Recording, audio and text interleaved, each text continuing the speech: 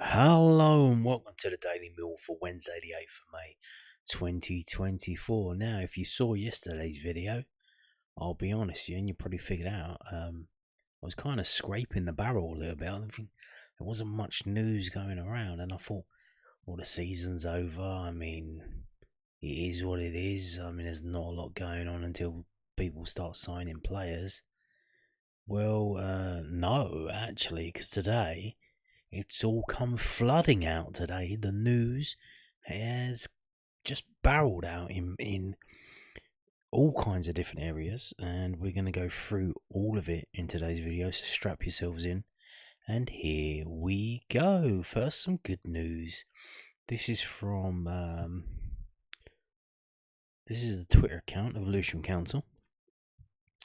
The meeting that I told you about yesterday took place today, and they agreed. What they agreed, we don't know, because the terms of the deal was discussed in private. But we know what we know is that there's going to be a 999-year lease on 3 sections of Millwall and the Lions Centre. Currently, there's only 2 sections. So, yeah. And it's been agreed. 999 years, so 1,000 years. So in the year 3024, 3024.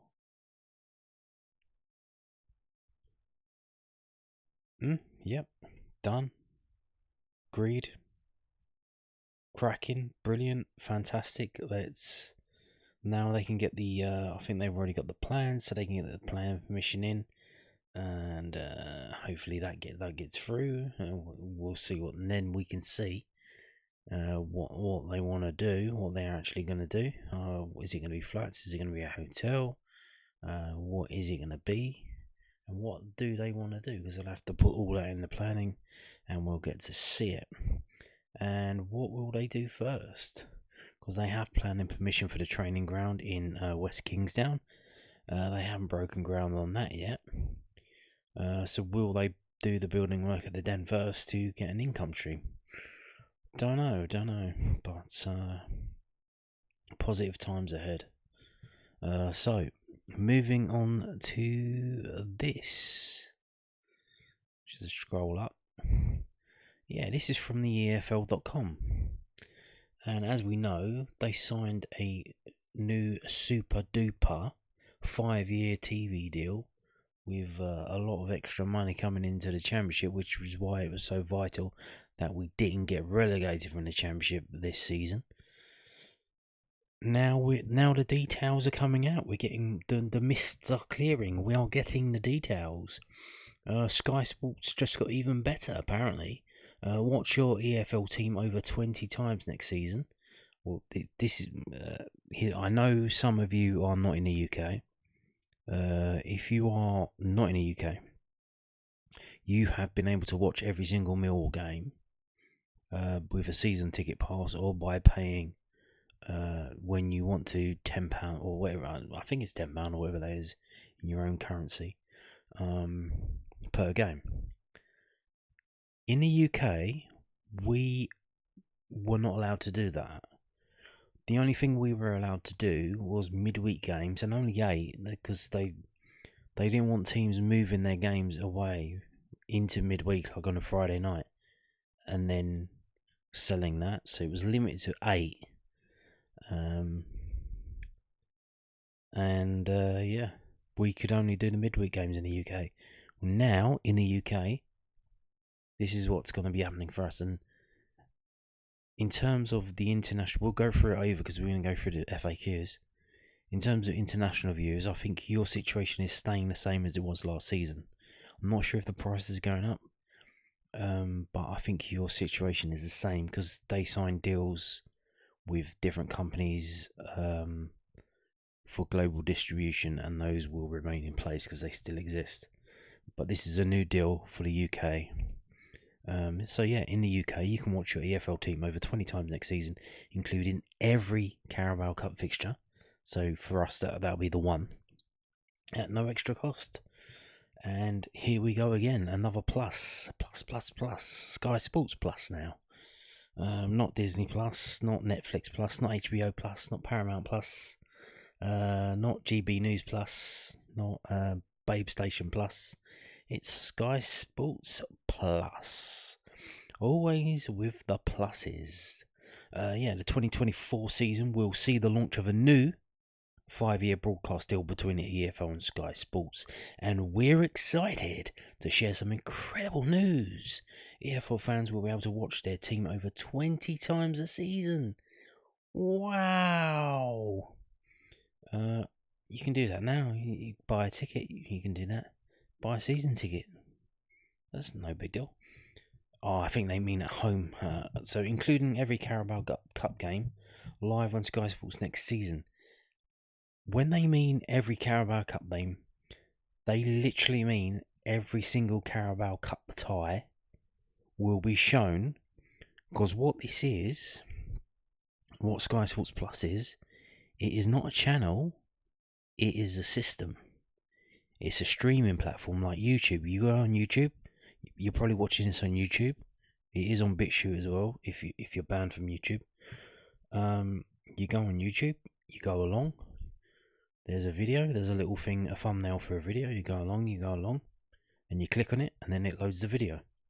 That's what they're doing here with Sky Sports. They're turning it into a YouTube of sports.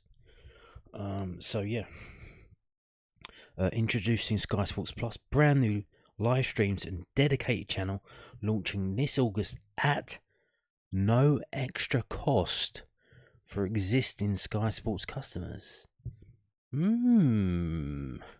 Sky Sports Plus also offers live coverage from the ATP and WTA tours, US Open, PGA Tour, on top of Sky Sports coverage of Premier League, Formula 1 and more.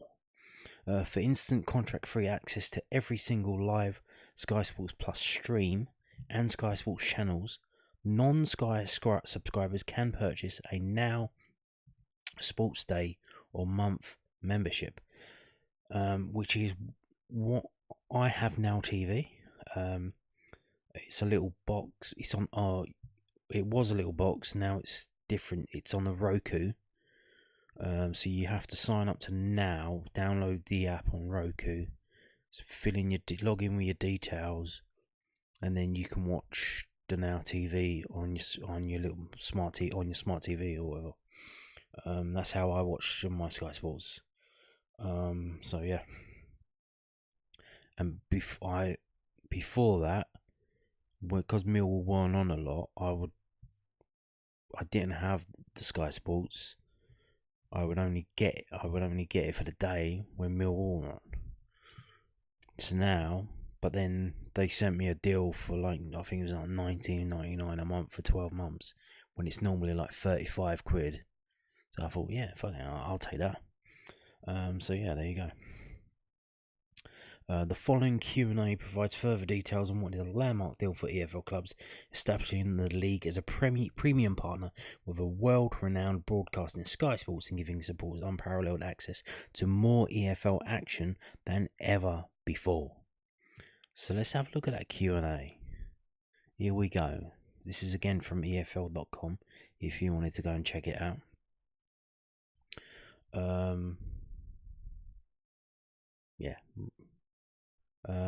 So I'm only going through some of these. So what does this mean in real terms for the clubs? 60% increase on revenue. Okay. Are clubs losing out with domestic streaming no longer available? So yeah, like I said, if you wanted to watch a Millwall game, you're in the UK, you don't go to Millwall TV anymore. You go to Sky Sports Plus. You can't go to Millwall TV. You have to go to Sky Sports Plus. Now, what does that do in terms of, I don't know. I imagine, but I don't know, that they would just pick up the feed that Millwall would be doing for the international fans on Millwall TV Plus anyway, for most of the games. Some of the games will be produced by a Sky Sports partner. Does that mean Carl Bates is still around? Is he not going to be around next season? I don't know. Will we have some Wally on Sky Sports? Don't know. And here's the thing as well.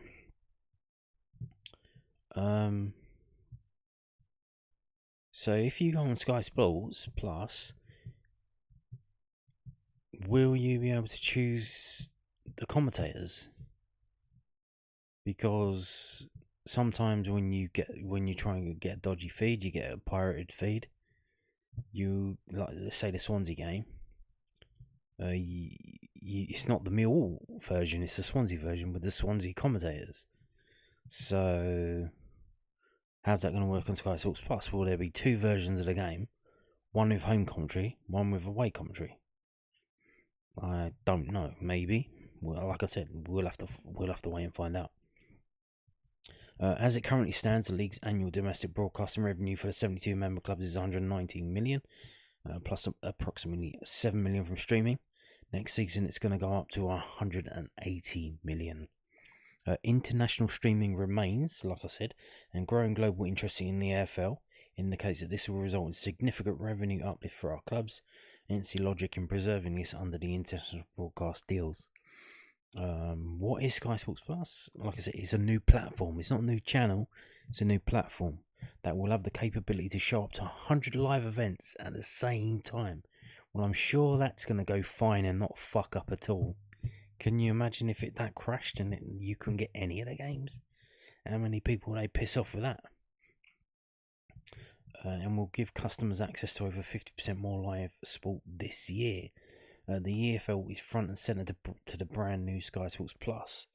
So it looks like Sky Sports are basically cable TV is kind of on its arse, and it's satellite TV is on its arse. Everyone's streaming these days. Everything's over the internet and not through satellite dishes. Can you send the internet through satellite dishes? Probably can. Isn't that what Elon Musk does?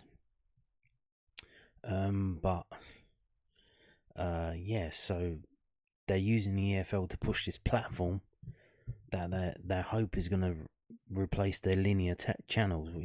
Like you're watching your Sky Sports, what do they call it, Sky Sports Arena or something.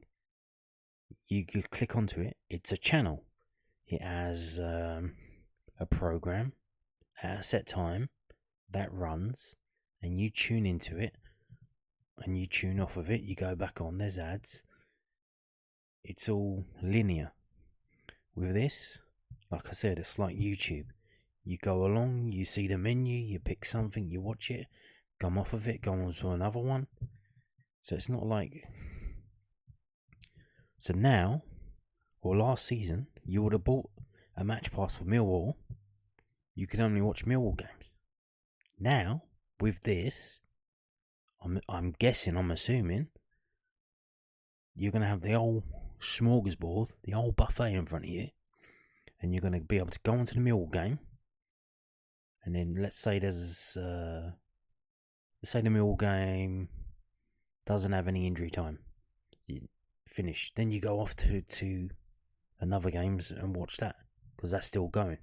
Something like that. Or let's say a game kicks off at 7:30, one kicks off at 7:45, one kicks off at 8 o'clock. Bing, bang, bong. You can go through all of them and watch what you want. Do I need to be a Sky Sports subscriber to access Sky Sports Plus? For instant contract-free access to all Sky Sports channels, non-Sky subscribers can purchase a Now Sports Day or month membership.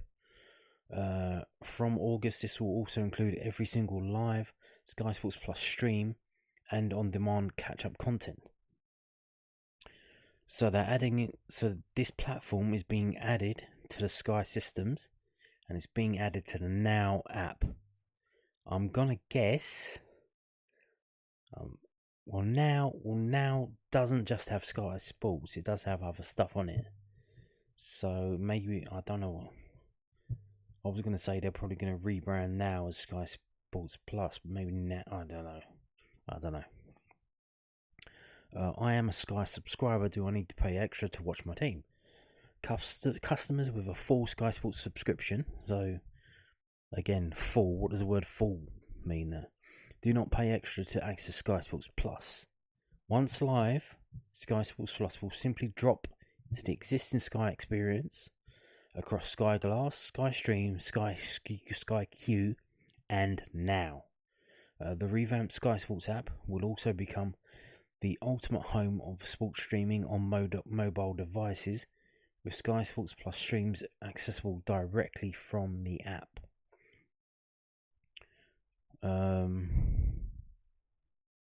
Will matches still be available to watch via iFollow or Club's alternative streaming services? From next season, the new deal with Sky Sports will effectively replace the club's domestic video streaming.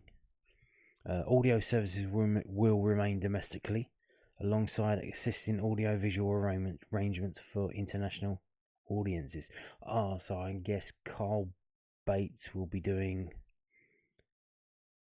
the audio feed, which I guess will be put onto the pictures for the international fans. Well, if he's still here, I assume he's still going to be here. What about the international fans? The existing arrangements will remain for overseas fans. As I've said, it's not going to change. You can see these are the games that you're going to get. So there you go. Will the blackout 3 p.m. blackout still apply? Yes. The blocked period between 2:45 and 5:15 on regular weekends will remain. Well, that's on a Saturday. That's why I say regular weekends. That's just on Saturdays. This means there will be 26 games in the Saturday 3 p.m. slot, which will not be broadcast in the UK each regular weekend. Yeah. Did I mention? I haven't mentioned it already. It's somewhere. It might be on the next page that I'm going to show you. They've told us what they're going to do. Every weekend or every match day, in terms of like match day 1, match day 2, etc. They will show 5 championship matches live, and then 5 other matches from Leagues 1 and League 2. So there's a high chance that our games will get moved from the Saturday 3 p.m. slot because they can't be shown there. So only 7 games every Saturday will be shown. But only 7 games in the championship will be at 3 p.m. on a Saturday, and then 5 of them will be moved away from Saturday, or Saturday 3 p.m. It might be Saturday morning, might be Saturday 5:30, it might even be Saturday 8 o'clock. But I think that's a bit stupid. Probably not. Although they have been doing that, haven't they? When will they be broadcast? So EFL matches will be broadcast on regular midweek slots. So that's going to be the same as it was last season. All the midweek games will be shown, I think, because they can be, because they're not on a Saturday at 3 p.m.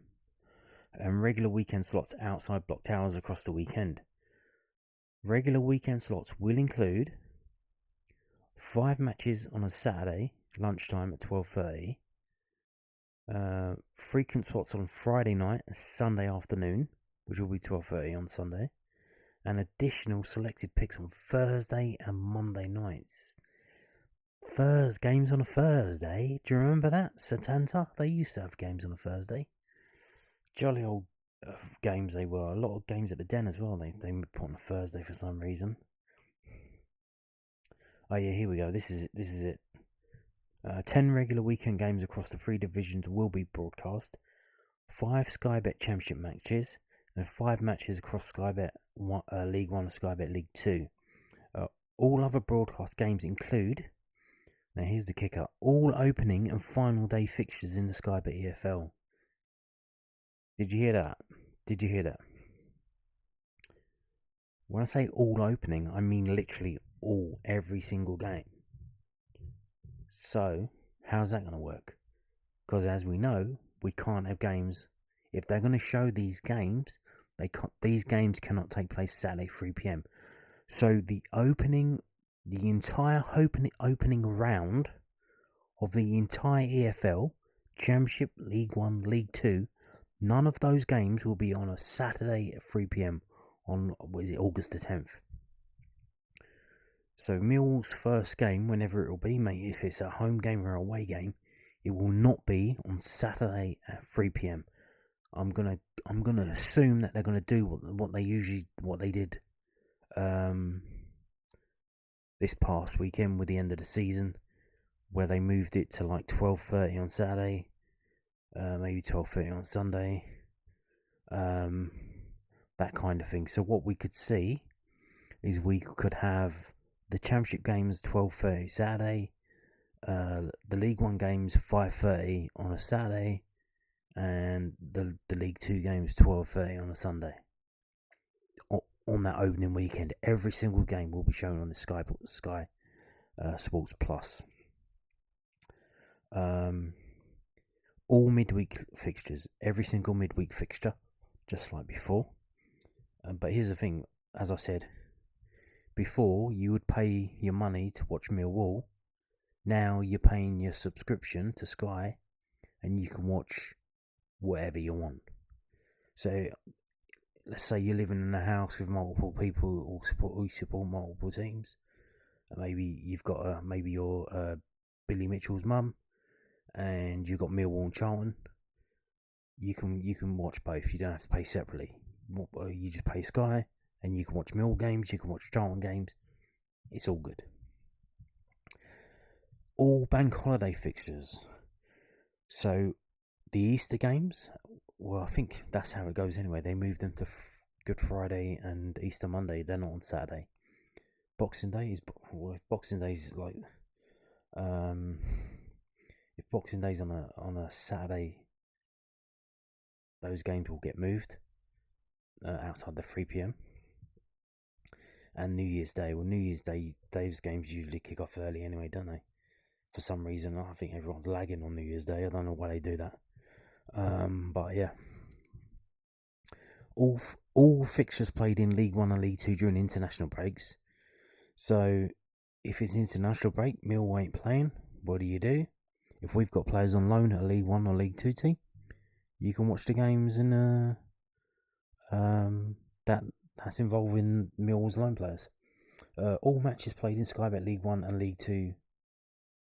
Well, they just said that. They said the same thing twice.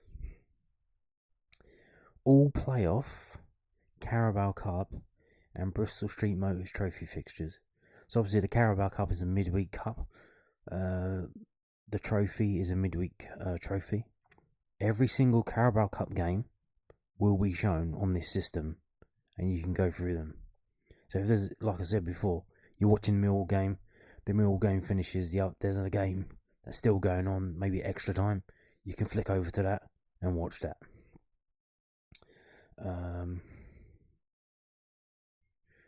So will the new deal just see some clubs selected more frequently than others? I'm looking at you, Leeds. Fucking Leeds every weekend.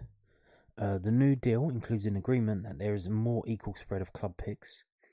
Championship clubs will be live up to 24 times per season. 24 times! So 24 out of Mill's 46 games will be shown on this thing.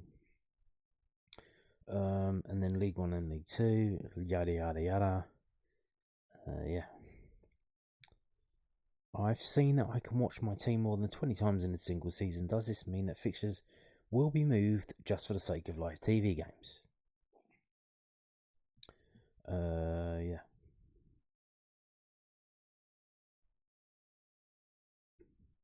This is a bit semantics. So they're saying, oh, we're not going to move all of the games. Well, yeah, because midweek games are already midweek and you can already show them. Like Easter Friday, Good Friday and Easter Monday, they're already not on Saturday, so you can show them. But here, as we said, the opening weekend will be moved. And the final, we already know about the final day. We know about the final day last weekend. But here's the thing that I think about the final day, right? So, I think somebody does this. Who is it, Serie A or La Liga? they have the games that are involved in the thing that's trying to be won at the same time on a certain day. So let's say the title race, there's like 2 teams in the title race. Those games will be at the same time on like Saturday morning or Saturday night. And then teams that are involved relegation will be on the TV time. But all of the other games, like the mid-table games that don't involve anything, like our game, Swansea Millwall, that would have been shown at 3 p.m. because there's no reason for it to be shown on TV. Why is it moved to 12:30 kickoff? I guess they have to do that because they don't really know. But by the time they select the games and choose when the kickoff is, they have to give people enough notice, so they just move everything to 12:30. So I guess that's why they do that.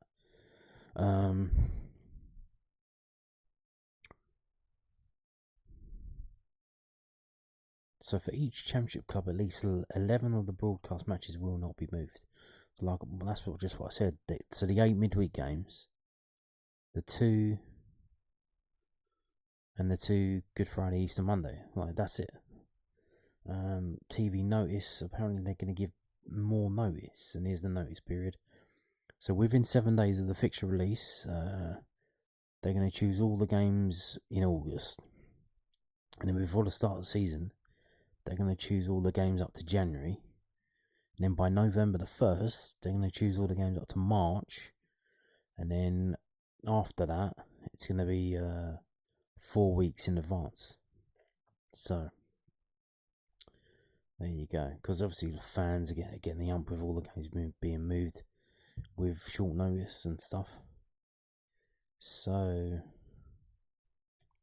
here you go. This is like, there's going to be 1,059 matches will be split across the Sky's normal channels and this new Sky Sports Plus streaming service. So I don't know why they're doing that. I guess because maybe some people can't get, if they don't have proper Wi-Fi, they can't get Sky Sports Plus. If they're just using the satellite, which, if that's you, I mean, you're missing out big time here if you don't get the decent Wi-Fi sorted.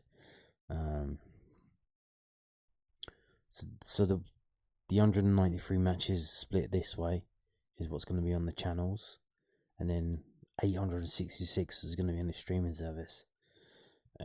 This is massive change in terms of football and what you can see when you want to see it.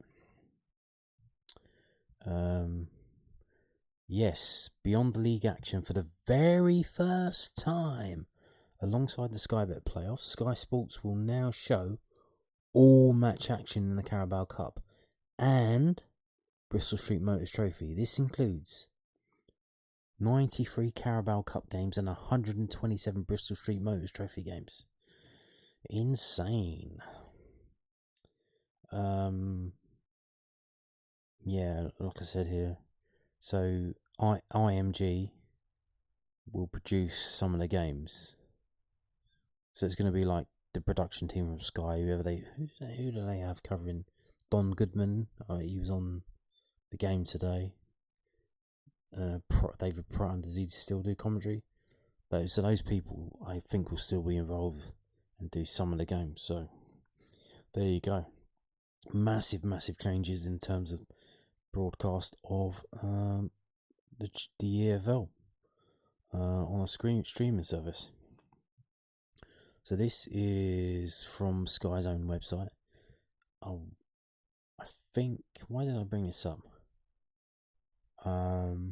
It's basically what we just seen, but I was going to bring it up for the all opening day. So the opening day was going to be moved, but that was covered in the thing before. So yeah, the opening day will not be Saturday 3 p.m. Not a single EFL game will be Saturday 3 p.m. kickoff. Hey, what's the phrase? He who pays the piper picks the tune. It is what it is. In terms of money, as we know, the Championship getting a lot more money in this TV deal than the one that currently exists. There is also this as well. This is from the dailymail.co.uk, the Mail Online. Championship clubs increase the amount they are permitted to lose over 3 years by £2.5 million following rise in operational costs and staff wages. Move agreed on Wednesday and has raised eyebrows at Premier League sides. EFL recently completed a record broadcast deal, which we've just mentioned. And then, why did they mention Thomas Tuchel? What the fuck? I don't know what's going on there. Championship clubs have increased the amount they are permitted to lose over 3 years by £2.5 million. Was voted through on Wednesday and will come into force next season. It means second-tier clubs can now lose £41.5 million across the reporting period, as opposed to the current £39 million. League insiders say the rise is down to the surge in cost of living. It also replaces a COVID add-back, which drops off the reporting period next year. They claim that the move has been made in the wake of vastly increased operational costs and staff wages. However, sources at Premier League sides have expressed surprise, given that the hike comes at a time when the EFL continues to seek a further payout from the top flight amid the ongoing redistribution war, which is basically EFL asking for free money from the Premier League. Gibbs. They want Gibbs. Give me that. Give me that. Was that it? Oh, no. Current PNS dictate the £39 million figure in the Championship. The COVID add-back had allowed for additional costs related to the pandemic. EFL insiders are adamant the extra £2.5 million, which has been introduced for a single season, not aimed at allowing clubs to spend more on spiralling player wages. Well, it's only £2.5 million divided over 3 years, so it's less than £1 million a year. Instead, they said it's linked to increases in charges on such things as electricity. Well, we know that's gone up, hasn't it? A lot, hasn't it? It's outrageous. Catering, staff salaries, and is aimed in many cases at stopping clubs passing on costs to supporters. But that claim is unlikely to be given much credence, as some with the top flight. Currently, a financial settlement between the two competitions remains outstanding. The Premier League says it currently contributes £1.6 billion to the wider game over 3 years. It had been proposed under so-called New Deal that a further figure north of £800 million will be handed out. However, that's failed to materialise with the threat of a government independent regulator who may order a settlement looming. There is a reluctance among some Premier League clubs to give more cash to rivals, who would then use it to try and take their place in the top flight. At some point in that, a number of Championship sides have richer owners than certain clubs in the Premier League. It was also not gone unnoticed that the EFL recently completed the biggest broadcast deal in its history, worth £935 million over 5 years, along with £184 million international rights agreement. Premier League insiders say the competition already provides between 20 and 40% of a typical EFL club's revenue.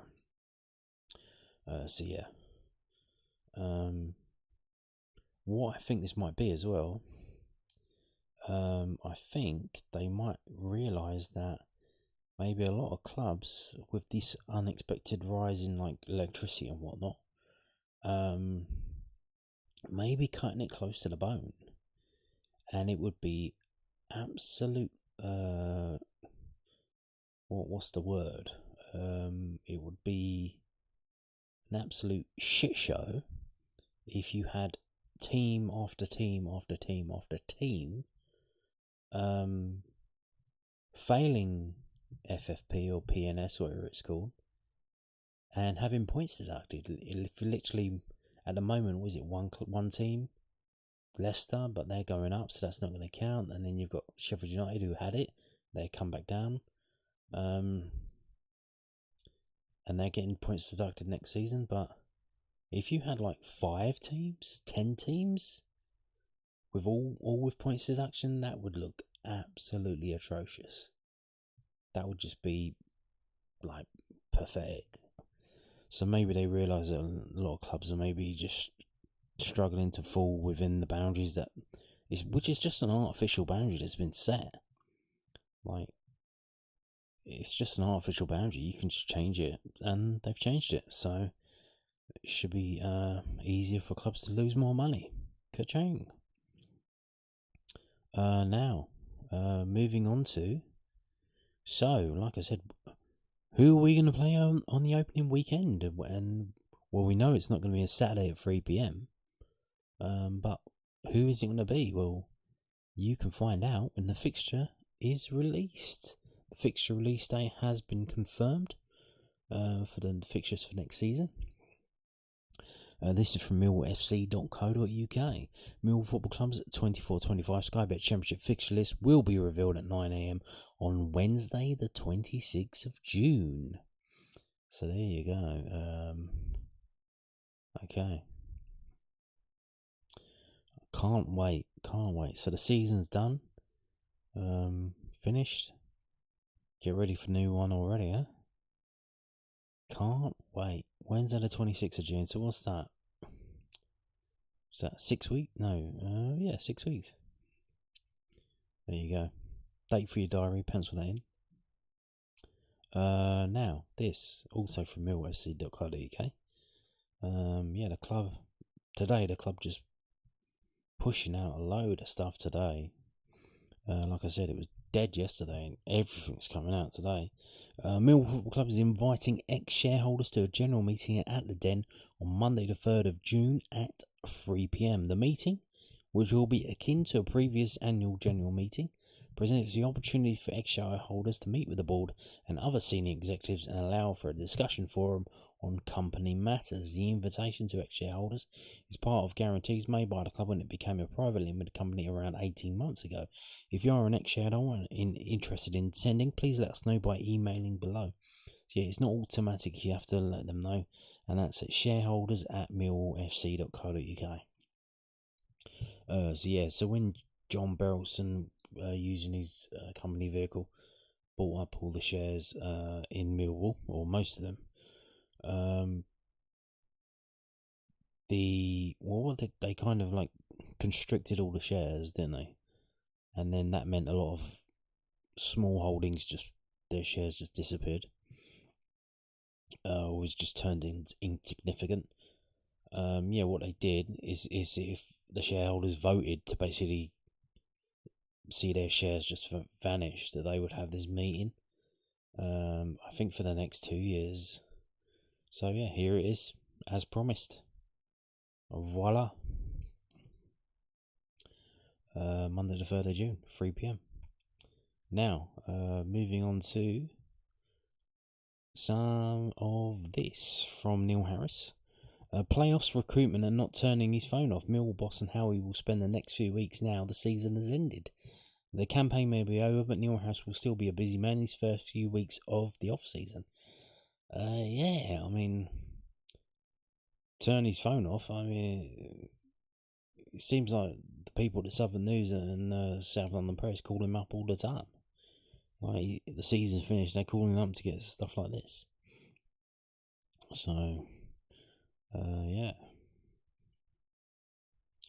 Neil Harris will spend the next few weeks doing two things: watching the playoffs and helping to plot Millwall's recruitment.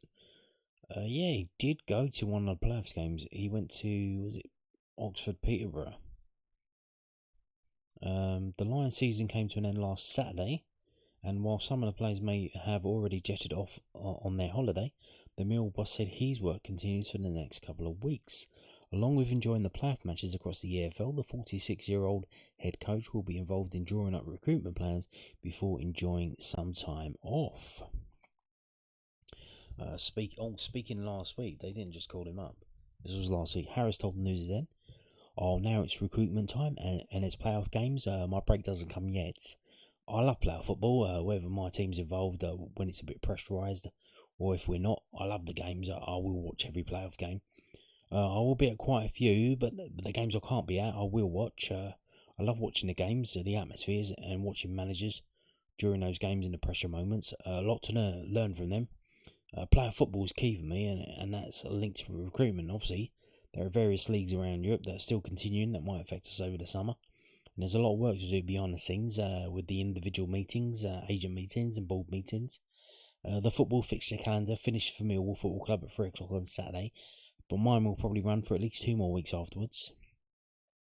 Harris added in his pre-match press conference before this trip to Swansea City that he will be taking some time off, although he will remain in constant communication with the club. He said, I will have time off. I have experience now in the time. I've been doing this to make sure I do get a bit of time. You talk about time off and family time, but there has to be a balance. I don't turn my phone off. That's not how it works. It's making sure I'm accessible and have my finger on the pulse and daily contact with various members at board level and recruitment guys.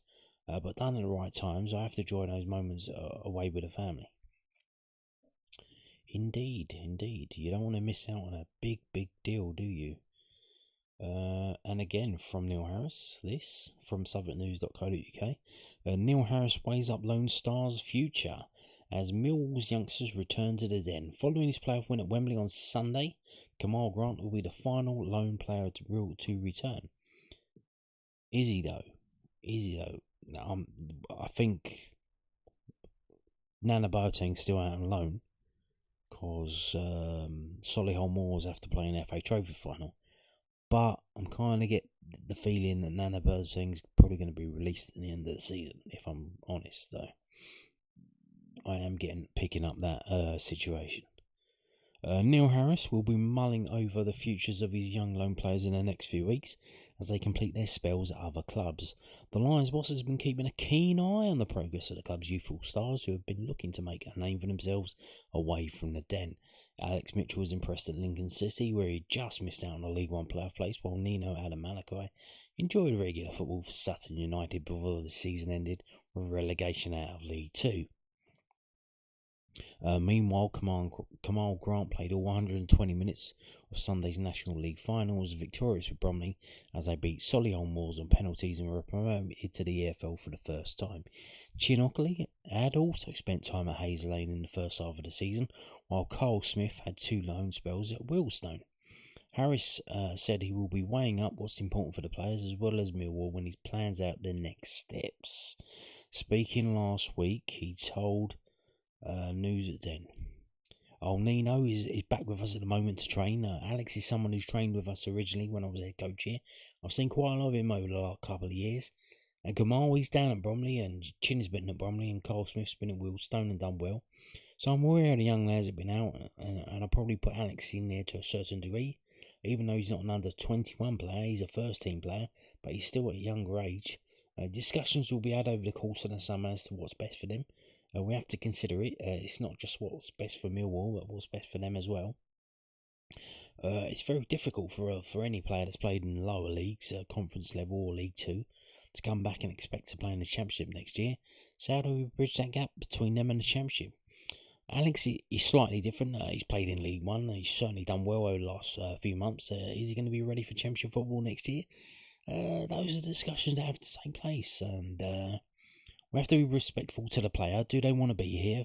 Forget who the head coach is. Do they see their futures here or somewhere else? So we have to consider all of that and to make a decision on what's best for A, the player, and B, the football club. And that's what will happen over the coming weeks. So there you go. Everything will be considered. Now moving on to this as well from Neil Harris, but this time from the London News online.co.uk. Neil Harris' verdict on Wembley win for Millwall defender and why he had total confidence in ex-Lion Webster from the spots. Millwall head coach Neil Harris has expressed his delight at Kamal Grant being part of Bromley's National League playoff win over Solihull Moors on Sunday, as well as explaining why he had total faith in ex-Lion Byron Webster's penalty taking. The Ravens won promotion to League 2 after a spot kick shootout success with centre-back Webster producing a vital conversion to seal an EFL place for the first time in the club's history. Grant, 21, joined Bromley in February and made 13 appearances, including featuring for every minute of their playoff campaign. It will be a special moment for him and his family, Harris told the South London Press. It's also a great experience for our young players to go out and play part in something as special as a Wembley final. And to play in those pressurised moments when there's so much at stake for so many people, you can't buy that. When people talk about loans, some of them can be unproductive and they're easy to point out, where players go out and don't play too many times.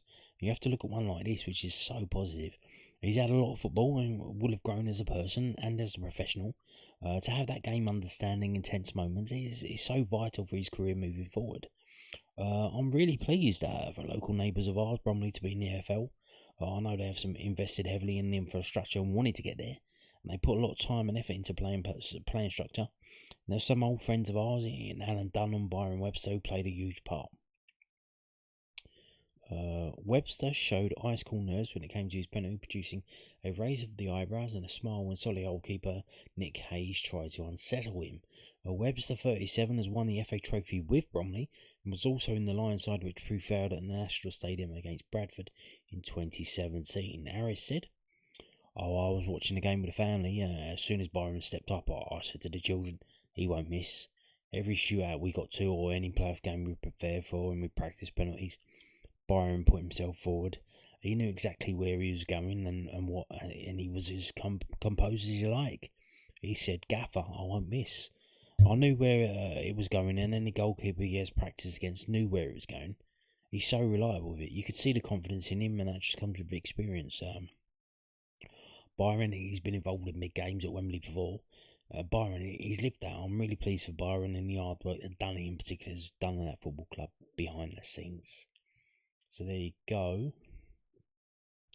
And that is it for Neil Harris's comments, I think. We move on to this. I'm not talking about Bromley again, just to show.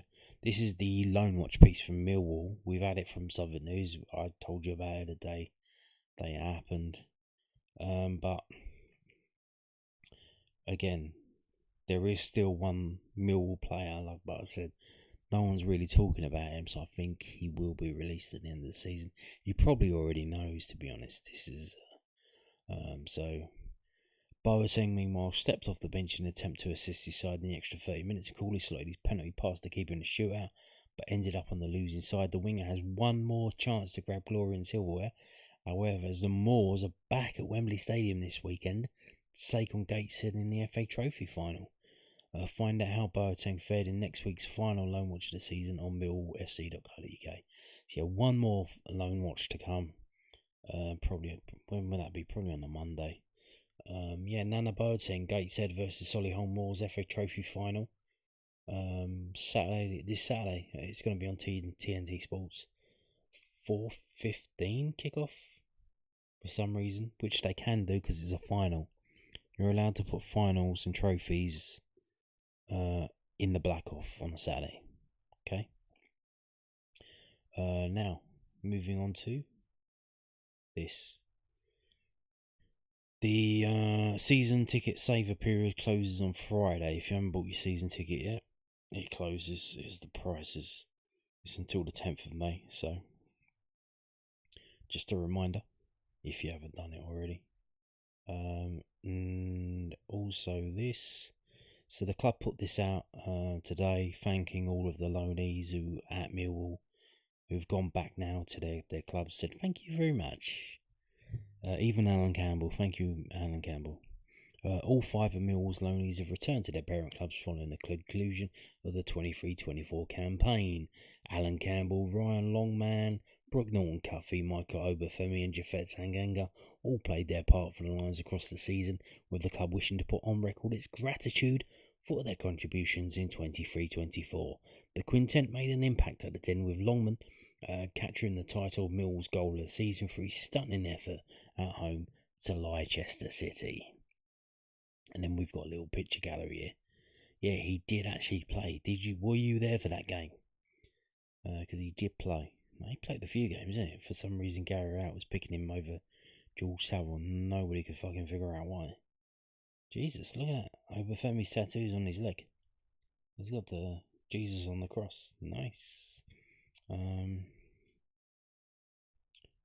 So there you go. One picture each. That's all you need. Now, moving on to this, the final story. Speaking of loanees, we got this from londonnewsonline.co.uk. So Millwall facing deadline for appeal decision on Tottenham defender Jafet Tanganga's red card. Why is this important? If he's not coming back, why does it matter? I'll tell you why it matters, but we'll read this first, see if they mention it. Millwall have to make a decision today whether to appeal Jafet Tanganga's red card at Swansea City on Saturday.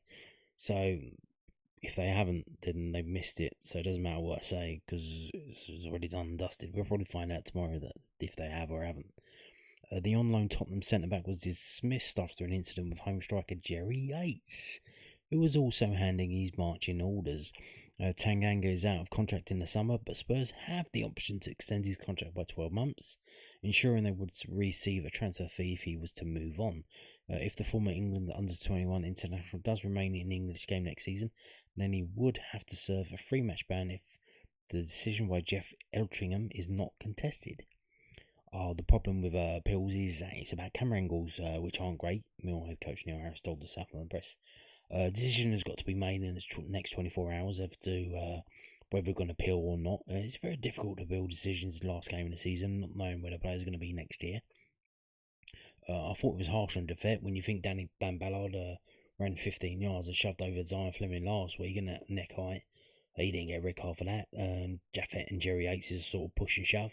The fact that it resulted in a straight red card for Jaffet, I do find it very inconsistent. IFAB is so keen to change every rule going that no one has an idea what's going on.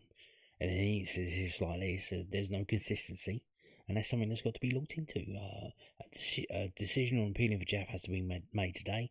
We're still trying to gain more footage with the options, exhausted from Swansea and ourselves. We're going through social media just to see what's been filmed. Blimey. So if you've got footage, well, it's too late now. If you had footage, they probably should ask fans for footage. Why is this important? I'm going to tell you now. If he comes back to Millwall, we obviously don't want him missing for the first 3 games of the season. If he doesn't go back to Millwall, he's going to go back to Spurs. If they might have him in the first team squad, they might not. They're not. Are they in Europe? They might be. Are they in Europe next season? They might need. They might need him for the UEFA Cup if they get into that. So they might need him for that squad. Obviously, they don't want him missing for 3 games for that. Obviously, I don't know if it costs us money to file an appeal. Maybe you have to have a committee meeting and you have to pay for it. We don't want to piss off Tottenham. We got this guy on loan. Turned out very well. If we want to get more loans from Tottenham, keep them sweet. File the appeal, even if you haven't got the footage and you can't prove shit. Just file the appeal and let Tottenham know. Send them, look, we've made the decision to file the appeal. We hope it's all successful. Whether Tangangas with us or with you next season, all the best. Daniel Levy, thank you very much. You know what I mean? You've got to keep them sweet. Even if they don't keep him, if they take him back, trigger the extension, and then try and sell him or loan him out again. Well, I don't think they would loan him out. They'll probably try and sell him. Again, that's going to make it better for them as well. So don't piss them off. Just do it, and then let Tottenham know that you're doing it, and try and get it fixed. Like, even if it doesn't get fixed, at least you tried. So yeah, and on that note, it's nearly an hour long. So much news to talk about. So much game-changing, interesting stuff. Sky Sports Plus, all kinds of stuff. And thank you for watching, and goodbye.